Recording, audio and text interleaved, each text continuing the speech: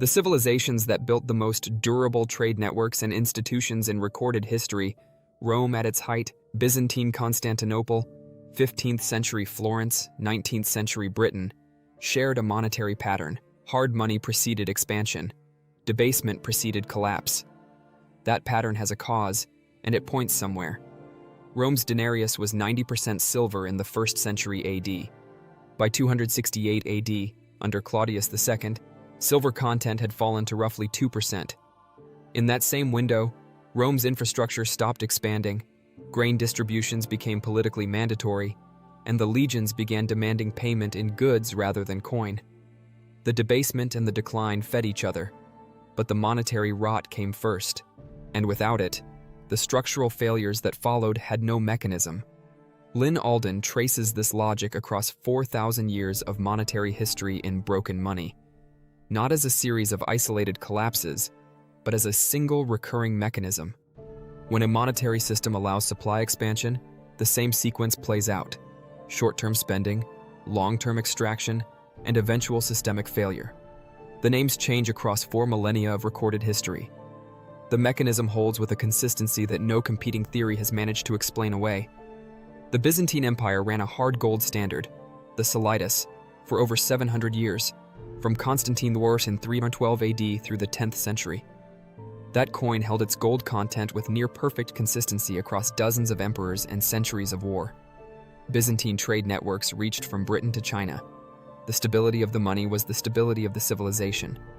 When the Solidus was finally debased under Constantine IX in the 1040s, the empire's strategic capacity began to contract. Within 40 years, the Seljuk Turks had taken Anatolia at the Battle of Manzikert in 1071. The monetary failure didn't cause the military failure. It preceded and enabled it. The treasury could no longer sustain the border.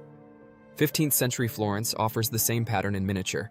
The Florin, minted at a consistent 3.5 grams of gold from 1252 onward, made Florence the banking capital of the known world. The Medici didn't build international finance on political power alone. They built it on a coin that everyone trusted because no one could expand its supply arbitrarily. The pattern Alden identifies isn't ideological, it's thermodynamic. Hard money forces a civilization to operate within its productive capacity. Soft money allows it to consume the future, to borrow against outputs that don't yet exist, and may never. The empire that debases its coin is drawing down on its own civilizational reserves. 19th century Britain ran the classical gold standard and built the most extensive trade network in human history. U.S. real wages rose consistently from roughly 1870 through 1971, the exact year Nixon closed the gold window and severed the last structural link between money and a hard constraint. That break wasn't incidental. Real wages for non-supervisory workers peaked in 1973 and have stagnated in real terms ever since. The argument isn't that gold was perfect.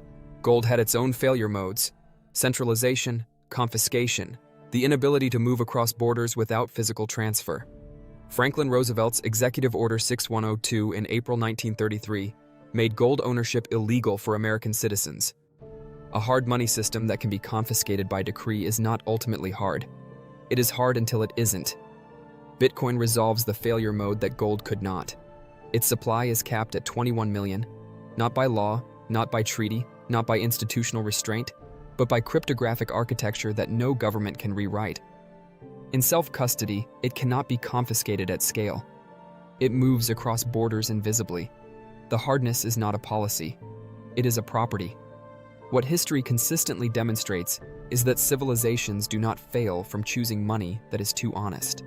They fail from choosing, or drifting into, money that is too convenient, that allows present consumption to be transferred from future generations without their consent. Bitcoin is the first monetary technology in history that makes that transfer structurally impossible. The civilizations that won with hard money didn't win by accident. They won because honest money enforces discipline at every level: in trade, in capital allocation, in the relationship between effort and reward. That discipline compounds. Bitcoin encodes it permanently. If this episode made you think differently, subscribe. New episodes every week. And if you want to go deeper, there's more waiting for you. This is not a channel about price, it's a channel about civilization.